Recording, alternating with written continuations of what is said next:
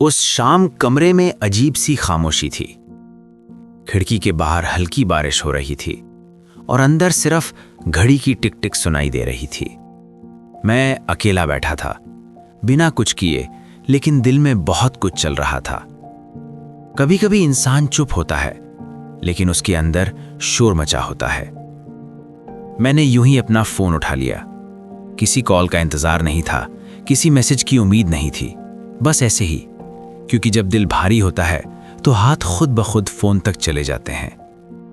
पुरानी फाइलें देखते देखते मेरी उंगली एक फोल्डर पर रुक गई, वॉइस नोट्स। मैं कुछ पल ठहर गया। ये फोल्डर मैंने सालों से नहीं खोला था, जैसे जिंदगी की कोई पुरानी अलमारी जिसे खोलने से डर लगता है। मैंने फोल्डर खोला, कई रिकॉर्डिंग थी, कुछ बेकार, कुछ अधूरी, और तभी एक नाम मेरी आंखों के सामने ठहर गया, पापा। 2:14 AM। मेरी सांस थम सी गई, उंगली स्क्रीन पर जमी रह गई। दिल ने जैसे सवाल किया, क्या तुम सच में इसे सुनने के लिए तैयार हो? पापा को गुजरे 3 साल हो चुके थे। ना कोई आखिरी बात, ना कोई अलविदा, बस एक दिन, और वो चले गए। मैंने हिम्मत की और प्ले बटन दबा दिया। फोन से एक जानी पहचानी आवाज आई, बेटा मैं हूं।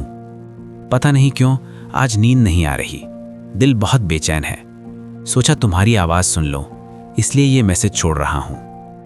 वो आवाज सीधे दिल को चीर गई। यही वो आवाज थी जिसे मैं अक्सर कह देता था, पापा अभी बिजी हूं, बाद में बात करता हूं। और मैं सच में मान लेता था कि बाद में हमेशा आएगा। मेरी आंखों से आंसू बहने लगे। फोन हाथ में था और यादें दिल में। मुझे बचपन याद आ गया। सुबह सुबह पापा मुझे स्कूल के लिए उठाते थे, कहते थे उठ जा बेटा, देर हो जाएगी।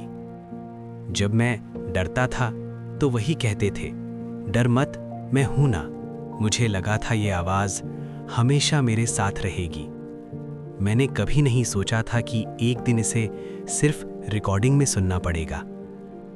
फोन से फिर पापा की आवाज आई, बेटा जिंदगी आसान नहीं होगी, कई बार थक जाओगे, लेकिन याद रखना मुझे तुम पर बहुत गर्व है। बस मैसेज खत्म हो गया।